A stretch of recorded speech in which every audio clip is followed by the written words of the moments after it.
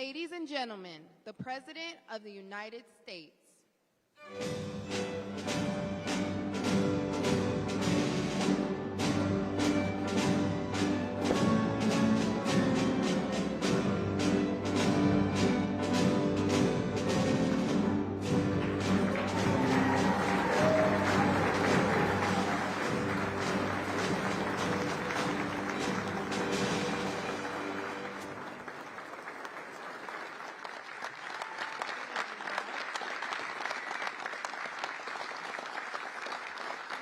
Thank you very much. Thank you. That's a good-looking group behind me. This group isn't too bad either. Very nice. Nice to be with you. Beautiful, right? Beautiful. Thank you very much. And thank you all for being here to support one of the most important pieces of legislation in the history of our country. And that's everybody saying that, virtually everybody. The one big, beautiful bill to secure our borders, turbocharge our economy, and bring back the American dream. That's what's happening, too. It's met with tremendous approval and reception. And when we were thinking about doing it, we were going to break it down into 3, 4, 5, 6, or even 7 bills. And I said, let's make it one big, beautiful bill, Mike, right?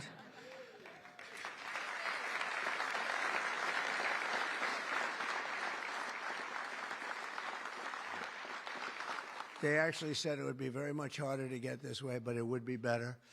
And the truth is, I think it worked out well because there's something for everybody, and I think in many ways much better. We're delighted to be joined by Secretaries Marco Rubio, Scott Bessent, Pete Hegseth, Doug Burgum, Doug Collins, Sean Duffy, Howard Lutnick, Linda McMahon, Brooke Rollins, Scott Turner, Chris Wright. Wow, that's a hell of a group. I think that's the biggest group of cabinet members. That's the biggest group of cabinet, and we're not finished yet because we have our great Attorney General Pam Bondi here. U.S. Trade Representative, and he's working around 24 hours. We have them one after another. Countries come. Everybody wants to be with us because we have the hottest country in the world. A year ago, we had a disaster on our hand. We had the coldest country, I think, by far, and now we have the hottest. The King of Saudi Arabia, when I was there, we brought back $5.1 trillion between Qatar, Saudi Arabia, and UAE. And all three said, great leaders, they all said to me the same thing. You know, it's amazing. In 4 months at that time, now it's getting to be close to 6. But in 4 months, they said, you have the hottest country anywhere in the world. It's not even close. And they thought we were dead a year before that. They said, I thought you were dead. The country was dead. And it was pretty close to it. But we have the hottest country in the world, so it's great. And Trade Representative Jamieson Greer is very busy because, where are you, Jamieson? Everybody wants to make a deal and have a part of it, right? I know you and Howard and Scott are working overtime, making deals with other countries. Remember a few months ago, the press was saying, do you really have anybody of any interest? Well, we just signed with China yesterday, right? Just signed with China. We have everybody. We're not going to make deals with everybody. Some we're just going to send them a letter, say, thank you very much. You're going to pay 25, 35, 45%. That's the easy way to do it. And my people don't want to do it that way. They want to do some of it, but they want to make more deals than I would do. But we're having some great deals. We have one coming up, maybe with India, very big one, where we're going to open up India. In the China deal, we're starting to open up China, things that never really could have happened. And the relationship with every country has been very good. And we also have OMB Director, who's very busy also, Russ Vogt. Thank you. Thank you, Russ.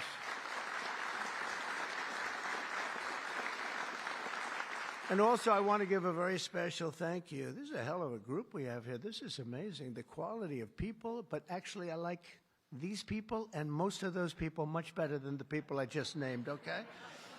But a very special thanks as well to Speaker Mike Johnson, who's a great, legendary guy. He's going to go down as a legend. A great friend of mine, a fantastic Senator, Roger Marshall, wherever you may be, Roger. Thank you. Thank you very much. Thank you. Bernie Marino, great win Bernie had in Ohio. Bernie, great win. That was a tough race. They said that was not winnable, and he won by about 5 points, so that was pretty good. So much for not winnable. Mike Lee is here. Mike, hi, Mike. Thank you, Mike. Tim Sheehy, another tremendous win. Way to go, Tim. Young, handsome. That was another race that wasn't supposed to be able to be won. They said, well, we have a very young, handsome guy. I said, does that matter? Looks don't matter, do they, Mike? Looks. Anyway, great job. You can't help it. You can't help it. Great. That was a great race, along with Representatives Paul Gosar, Greg Murphy, Tom Kaine, Jen Kiggins, Rob Bresnahan, who's where is Rob? Stand up, Rob. Let me see you. Good. He's done a fantastic job. And Ryan McKenzie. Thank you, Ryan. Thank you all. That's great. It's a big group of people. We're here this afternoon to share the stories of an incredible group of patriots from across the nation whose future we are defending with the one big, beautiful bill. This is the ultimate codification of our agenda to, very simply, a phrase that's been used pretty well by me over the last 10 years, but maybe even before that, make America great again. Very simple, make America great again. When Joe Biden used to get up and say, we will stop this horrible MAGA. We're going to stop MAGA. We're going to fight it. I said, Joe, loosen up. It's called Make America Great Again. It's okay. Remember that he got up so angry. He was so angry. He said, make America great again. But we'll deliver a record tax cut, a record spending cut, a record investment in border security. We've done so well on the border. You know, last month we had 0 people that crossed the border. 0.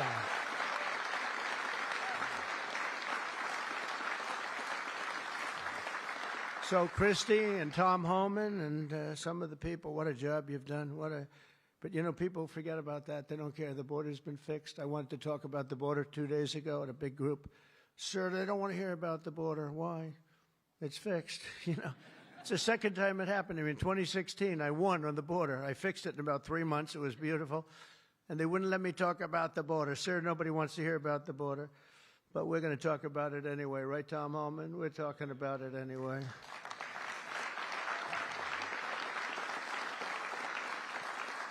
So we have a big number of dollars that's coming here because we want to keep it that way, and we want to keep it fixed, and a record number of deportations. We're bringing criminals out by the thousands. Nobody can even imagine. They let people in that were murderers, 11,888 murderers, gang members, people from mental institutions and insane asylum. You know what that is? That's insane asylum. That's a mental institution on steroids.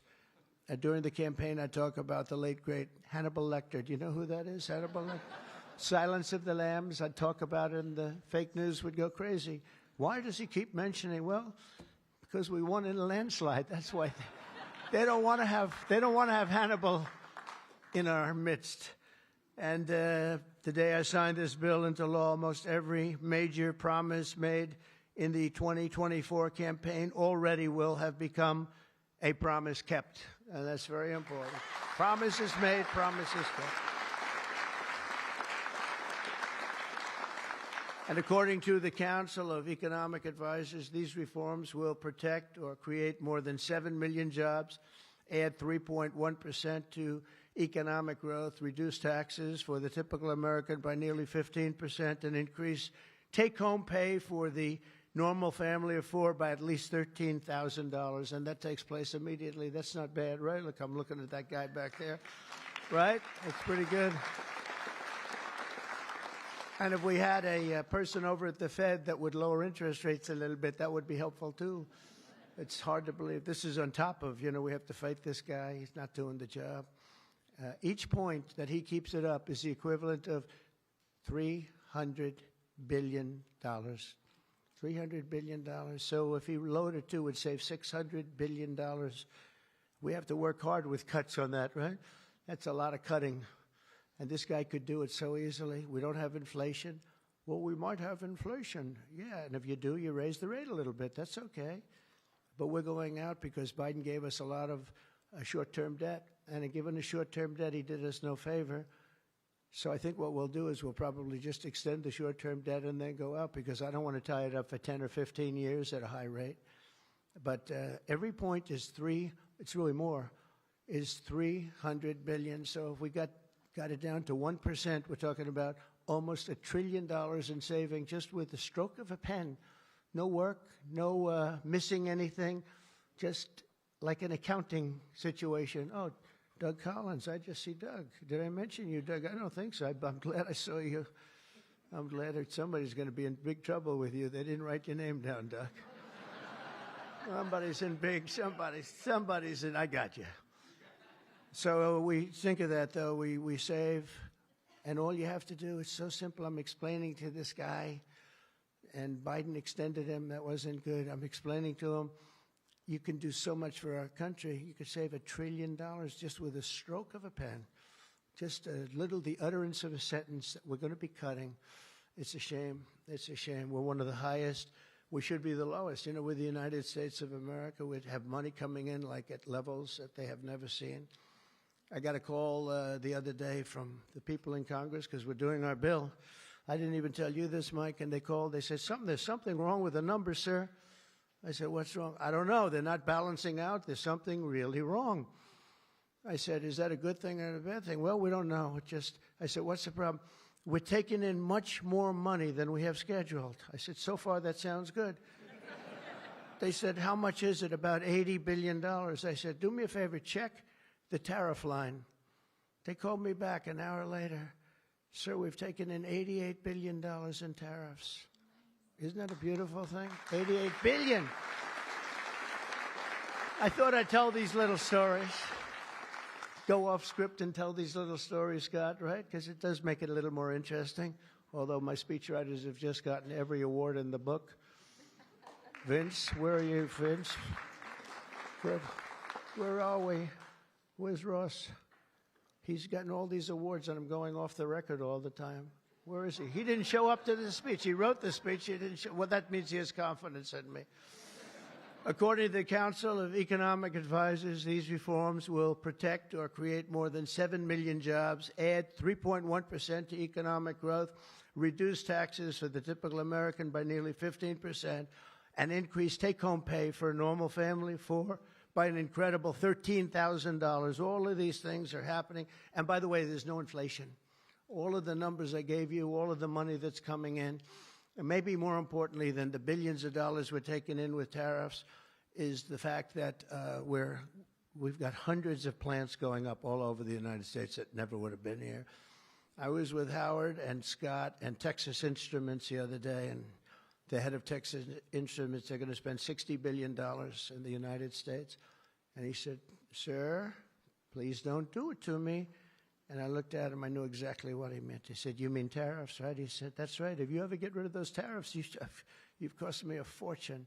They're all coming in because they don't want to pay the tariffs, and they're coming in at levels. And it only works for the United States because it doesn't work for other countries, but it works for us. We have a record investment. We have records and everything. And when these places open up, that's bigger than the $15 trillion that I'm talking about. You know, you don't see it right away. But bigger is the fact that they're all coming in, they're building their factories, the AI factories and the auto plants. We have auto plants, they're closing up in other countries. I don't want to specifically name the countries, but you know who they are. And they're coming into the U.S. and they're opening up and building like nobody's ever seen anything like it. I don't call it a miracle. I call it, this should have been done 40 years ago. We would have never lost our auto. We lost 50% of our auto industry to China, Mexico, Canada, and various other countries. Should have never happened if you had a president that said, we're going to charge you tariffs. You're not going to build next to us. Send it in and take away our jobs. If you would have said 25, 50, or 100% tariff, not one company would have left. But they weren't business people. They were politicians, not very good ones, and some good ones, but some really not good at anything, to be honest with you. We're going to stop the largest tax hike, and we're going to do that in history. This would be, if the bill doesn't pass, there'll be a 68% tax increase. Think of that, 68%. which would be the largest in history by about 40 points. And we'll make the Trump tax cuts permanent, expand the child tax credit, and we will deliver no tax on tips, no tax on overtime, and no tax on Social Security for our great seniors.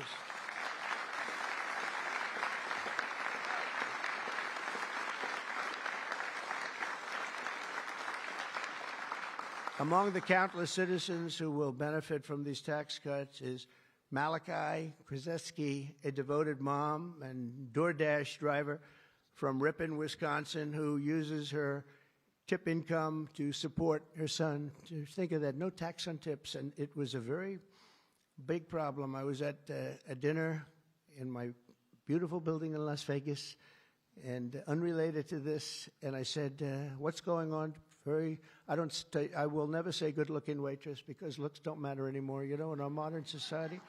She happened to be beautiful, but I won't say that. I won't mention that. But nevertheless, a waitress came over, and I said, how are you doing? She said, not good, sir. Why? The government is killing me on tips. And she looked at me, she said, sir, there should be no tax on tips. I said, say it again. There should be no tax on tips. I said, that's the coolest thing I've ever heard. I walked outside. The press was there, as always, waiting for something bad to happen, hundreds of them. I said, ladies and gentlemen, please announce tonight there will be no tax on tips. And a legend was made. We won Nevada by so much. Republicans don't win Nevada. We won Nevada. So I want to thank that young, beautiful waitress. Thank you very much.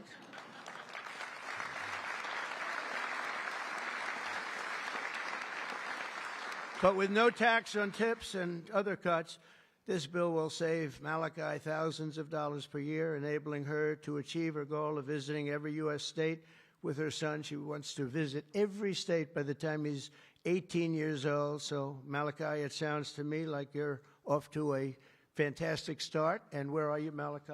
Where are you? Congratulations. Great. That's good. Thank you. Also with us today is Luke Wilson, a 23-year-old electoral lineman. He loves being an electrician, but in this case, the lineman. And these are guys that take big risk, and it's hard stuff. But if you know what you're doing, it's fine. He's from Harmony, Pennsylvania, as well as Dee Sova, a truck driver from Springfield, Missouri, where, by the way, our beautiful planes landed, our B-2s. They landed after 36 hours of flying. Great going, Pete. And they hit the target. And they hit the target, and the target has now been proven to be obliterated, just as we said. We had little fake news from CNN. Thank you very much, CNN, for that. With 3 million miles of driving under her belt, who mentors other women in her industry. And I just want to say, Luke and Dee spend countless hours working overtime to help make this country run. And this bill, the typical overtime worker like them will take home nearly $1,500 extra every single year. So you're talking about at least $1,500, and there will be no harassment because you were being harassed by the Democrats. So Luke and Dee, congratulations to you both. Thank you very much. Congratulations, wherever you may be. Thank you. Thank you very much. Also with us is James Benson, a third-generation auto worker from Belleville, Michigan, who has spent 26 years at Ford Motor Company, which is doing very well. They have a lot of plants in this country. If you have plants in this country, you're going to make a lot of money. And is a member of a tremendous group of people, auto workers. And I'll tell you, we love these people. Auto workers for Trump, and I came through for them, but they were with me long before I really thought. A lot of people said, is he going to run again? Will he run? They've always been with me, the auto workers. James was a lifelong Democrat until 2017 when he saw the benefits of our tax law, and he also liked Trump. Now, sometimes they can like the law, but if they don't like the candidate, it's not going to matter, right? Is that right, Marco? Marco knows, because he has been one hell of a great Secretary of State, right? Stand up, Marco.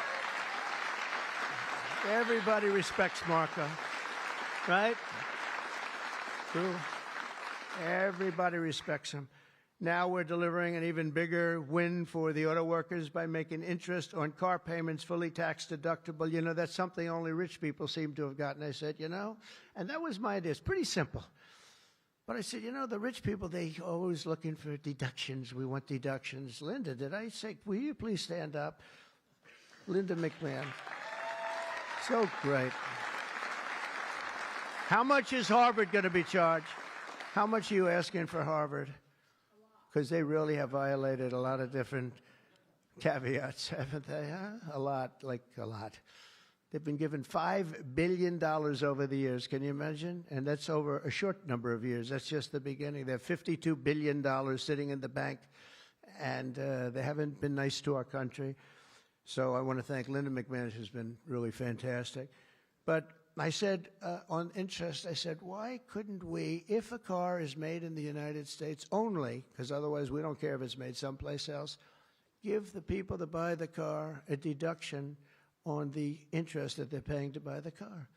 And people said, what a great idea. It's so simple. It's like the paperclip. Somebody came up with the idea of a paperclip many years ago, 1817, and he became a very rich person. And everybody looked at it and said, why the hell didn't I think of that?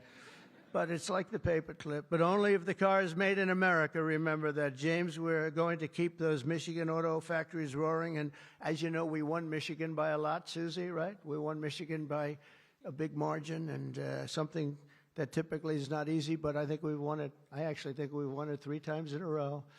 So it's been a great state, but a big factor with the auto workers. They went with us very big, and I love them.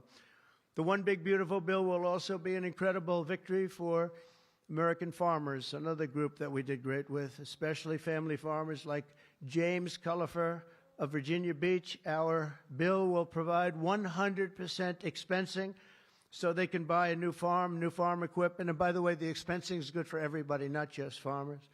And it'll virtually eliminate the so-called estate tax or the death tax.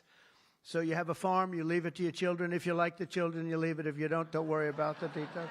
No, some people don't want to leave them. They don't like their kids, you know? Anybody in here not liking their children, farmers? But if you like your kids, you want to leave it. And a lot of times what was happening before I got there, because I put this in the first tax bill, as you know, but people would die, they'd leave their farm. There was no cash, but there was value to the farm, sometimes good value. It's called real estate rich and cash poor. And the kids had no money, and they'd be foreclosed out by a bank. They'd borrow money to pay the estate tax.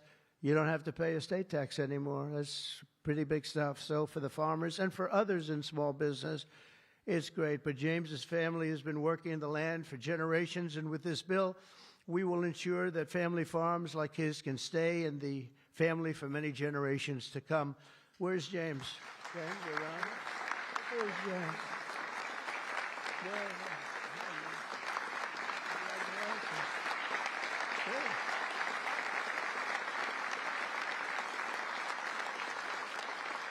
That's great. And you know what I mean, James, right? People pass away, they love their kids or whoever they're leaving, but they love their kids especially. And you won't have the family farmer anymore the long time because they were losing them to the banks, and they were losing them at record numbers. It's not going to happen anymore. There's no tax. We're also going to empower American parents by expanding opportunity scholarships to provide school choice. School choice is a big deal.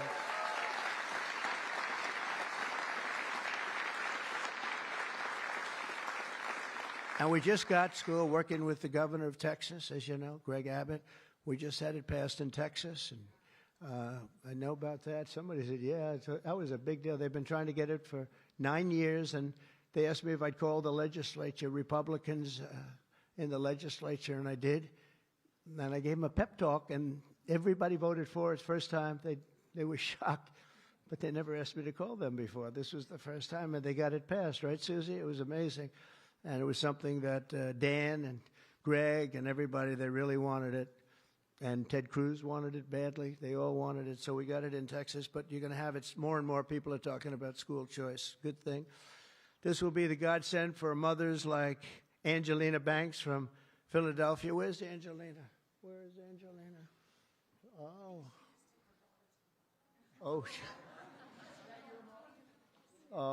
Oh, you are very pretty. She went out for a second and she's coming back. Okay? Where's Ange? Come on over here, Angelina. Oh, that's terrible. Oh, wow. How are you? I won't ask you where you've been, okay? I promise. But it's great to have you.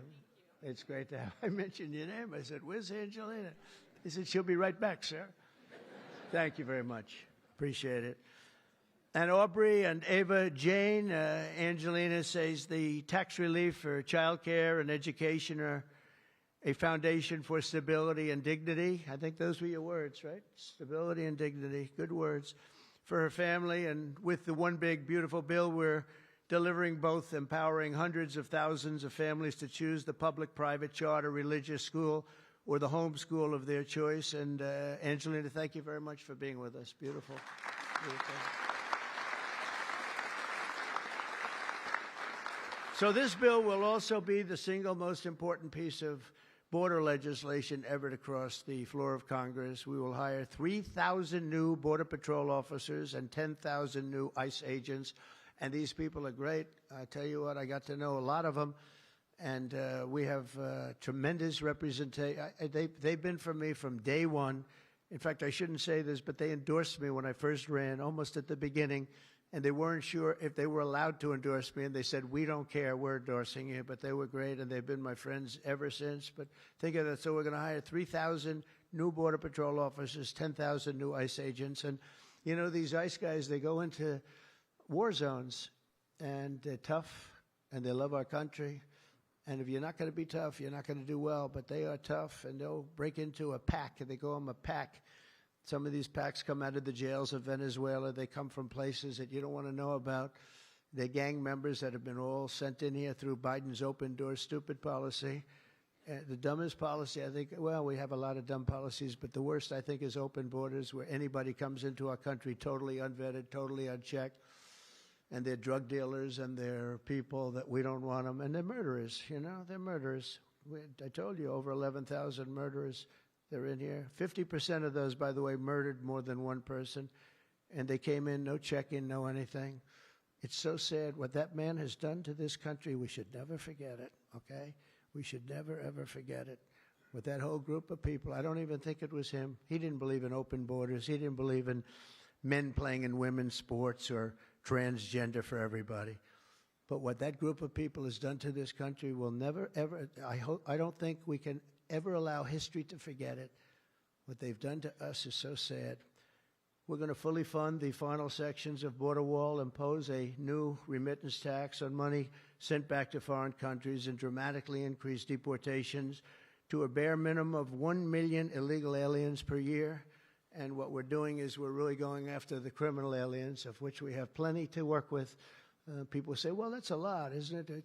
Well, remember, these countries are very smart. They're headed up by people I know. In almost all cases, they're very smart people, and they have the people of great common sense. They're not sending their good people out. They're sending the bad people out, and they put them into caravans. I think I came up with that name, but somebody did. It's a great name, a caravan. Thousands and sometimes as many as 30,000 people walking right into our country. Again, last month we had none. Think of that. It's almost, people say it's almost impossible. But they come in, and at a minimum, they're not people that work very hard. They're people that are on welfare. They don't want them. They don't want them. They give them to us. It's incredible what's happened, and it's so sad to see. It's so sad. It could make you just sick to your stomach when you think about it. I was going to say it could make you cry, but I like to pretend I never cry. I don't want to be a crier, but it makes you sick to think of what they did. What they did to us is just sick.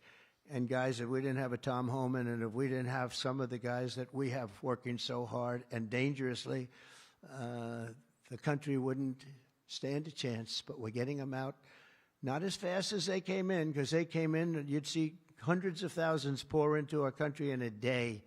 But we're getting them out. And here today is Angel Dad Joe Abraham, the Angel Moms and Angel Dads. These are incredible people. They lost their precious 20-year-old daughter, Katie, in a hit and run after she was struck by an illegal alien from Guatemala. Katie was stopped at a traffic light, rear-ended, full force, going 60, 70 miles an hour right into the back of her car while she stopped. And She died immediately. And her killer, I think you could really say, the killer fled the scene.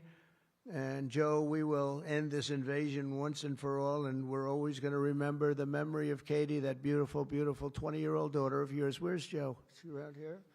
Joe? Come here, Joe. Come here.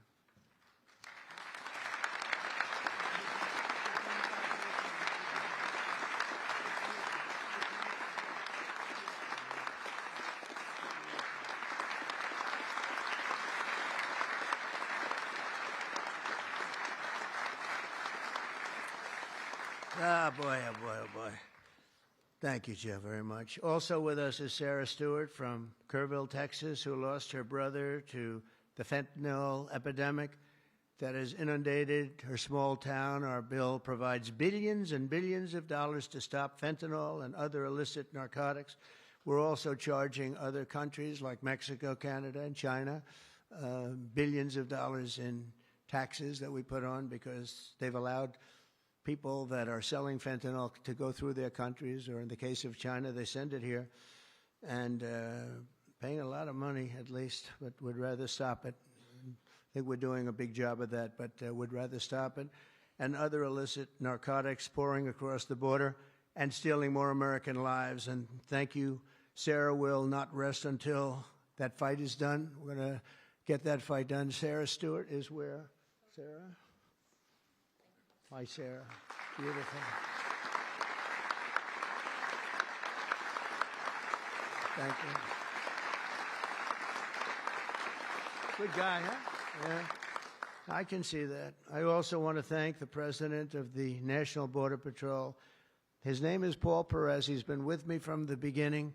And Brandon before him. These are great people. I've gotten very friendly with some of these people from Border Patrol and ICE because I'd call them once every 2 or 3 days. How we doing? How we doing? How we doing? If you remember, Kamala was the border czar, and in 4 years she never made one call to Paul or Brandon or anybody else. And I'd like to have Paul come up, say a couple of words. If you're here, Paul.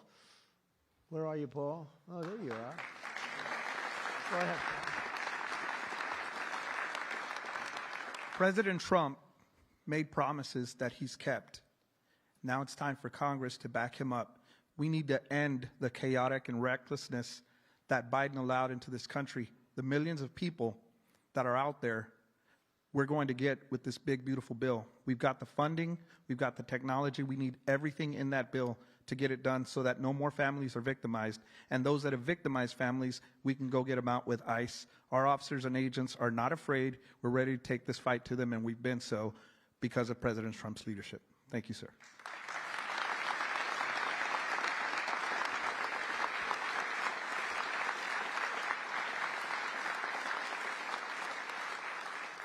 He's been a great friend of the country. He really has, and he's worked with Tom Homan and Christie and all the people that work so hard. They have been incredible. And, I wasn't going to do this, but I see Tom Homan is sitting there, and, I have to call him up. Look at that. I don't call up the Speaker of the House. I don't call up Marco or Peter or anyone. But I want to call this guy because this guy is keeping us very, very safe. Come on up, Tom.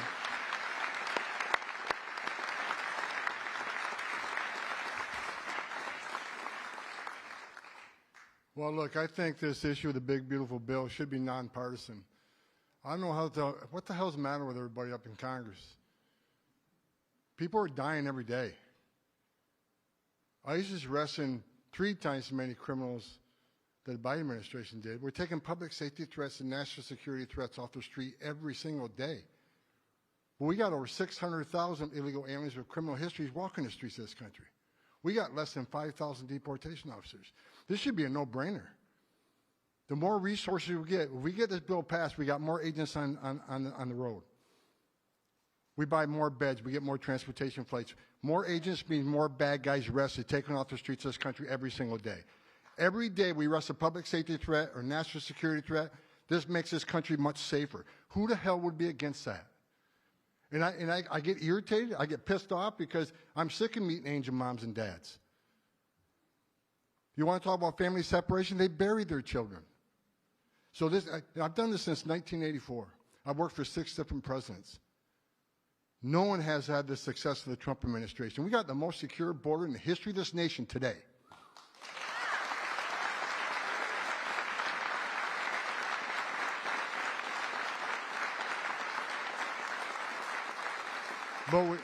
But we need more border wall. Border walls save lives. Women and children can't get over that wall, which means they go to a place where there's not a wall. And what's waiting on them? The men and women of the Border Patrol who take care of the humanitarian needs and save their lives. We already got fentanyl seizures down half. Fentanyl seizures should be 100%. We should have zero fentanyl coming to this country. We need money to help secure that border at a higher level. Stop the fentanyl from coming in. Stop the sex trafficking of women and children. Stop the known suspected terrorists coming across that border. Right now, I was looking at the stats today. ICE is arresting a record number of known suspected terrorists in this country, along with the FBI. With more money, we can arrest more of these people, make this country safer. It's a nonpartisan issue. Let's make this country safe again. So to the Democrats and the Republicans and the Independents, I don't care who you're from, pass the bill so we can make this country safe, so we can stop the violence against ICE officers. Let's make this country safe again, and without that bill, it's going to be a hard road. We got a lot of people to look for, a lot of people to arrest, a lot of national security threats we know are in this country. We need to find them. We need more money to do that. We need more agents to do that. For God's sake, let's pass this bill and get this done.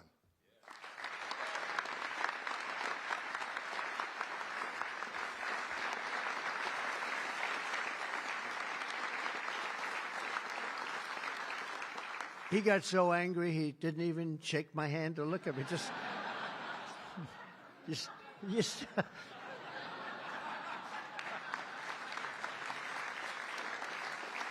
But he's right.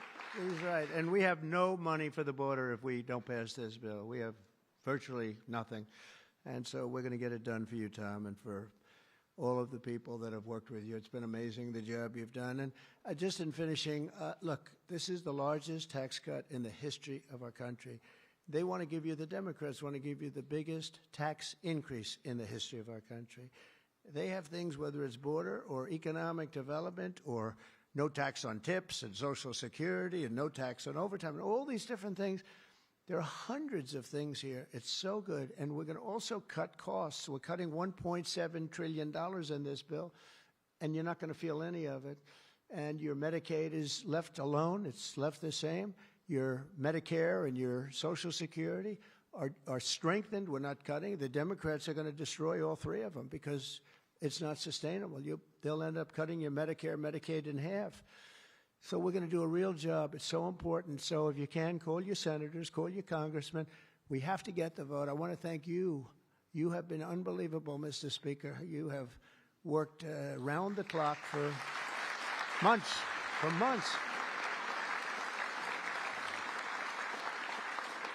And, you know, I shouldn't say this, but we don't want to have grandstanders where one or two people raise their vote. We don't know. And they do it to grandstand, that's all. Not good people. They know who I'm talking about. I call them out. But we don't need grandstanders. We have to get our country back and bring it back strong. And our country is going to be stronger, bigger, better than ever before. We're going to make it better than ever before. And that's despite the bad hand that we were dealt 6 months ago. We were dealt a really bad hand. We were dealt a sick hand. It's unbelievable. You know, when I came back yesterday, as you know, I made a big trip to a place where we had 28 countries represented, and we did something that's never been done. They've raised the number of money, the amount of money that they've spent to $1 trillion a year, and that's for world safety. But they all asked me the same question. They said, how could you have allowed this to happen to your country? I said, I didn't do it. But they said, how could you allow people to pour in? They don't understand it. They all have borders. They have fences, they have walls, or they have just strong people standing there. You can't do it. And they said to me, you know, it's amazing that they allowed these things to happen. And it's amazing, too. I agree. You know, as a business guy, I always like to understand where the other side's coming from. What do they want? What do they get? And, you know, you can make good deals based on understanding the other side.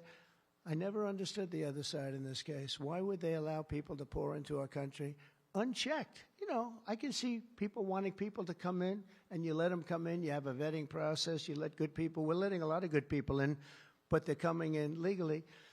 But why would you allow people to come in that you can look at them and say, big trouble, big trouble? Why would you do it? It's nobody understands. And A lot of people say voting, but, you know, we've got to strengthen up our elections because the voting is crooked as hell. Got to strengthen it up. But it's not that. It's either they're stupid and they're not stupid, or they hate our country.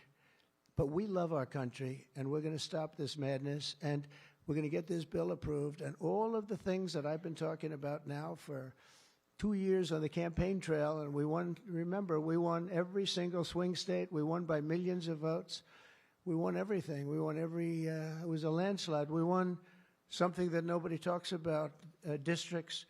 You have thousands of districts. We won 2,750 to 505. Think of that. That's why when you see a map, the whole map is red. That stands for Republican, by the way, because it stands for a lot of other things too, but it stands for Republican with a little piece of blue on each side. But that's why, think of that, 2,750 districts to 505 districts. That's what, this was a slaughter, but it gave us a mandate to do some great things. And I want to thank John Thune, and I want to thank the speaker, and I want to thank Marco and everybody here, they have been so incredible. Pam, you've been unbelievable as the Attorney General. We appreciate it. Not easy, not easy.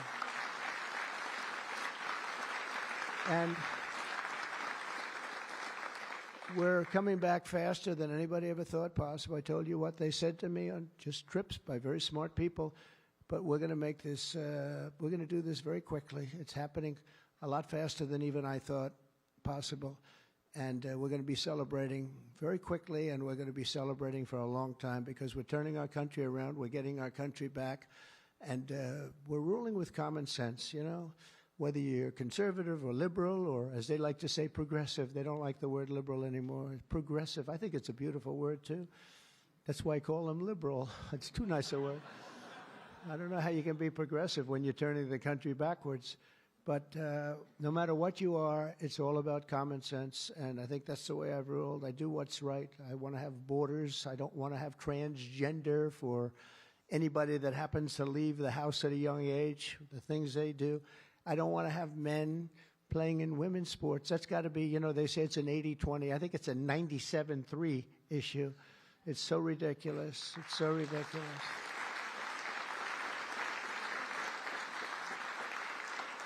There was a long-distance race the other day, or at least reasonably recently, and they had a top man and they had top woman, but it was a woman's race, and the man entered. He happened to be transitioned. Isn't that lovely? And he entered the race, and he beat the champion woman by 5 hours and 14 seconds. 5 hours, that's a lot. Think of it. You're waiting 5 hours for your beautiful daughter to come in. Come on, baby, let's go. You can do it. He won by 5 hours and 14 seconds. It is crazy, and it's so demeaning, and they don't want to change. I see it the other day. Guys like Schumer, our great Palestinian senator, this guy, no, he's changed. He used to like Jewish people. Now he's totally against Jewish people. It's the most incredible transformation I think I've ever seen. But who would allow this to happen? In other sports, the same thing. Try the weightlifting numbers someday. You want to see some big differences. In a million years, the women will never catch these numbers. It's not going to happen. And it's very demeaning to women. And I don't like it when it's demeaning to women. So we're turning the country around fast. We love you all. Thank you very much. And good luck. Thank you.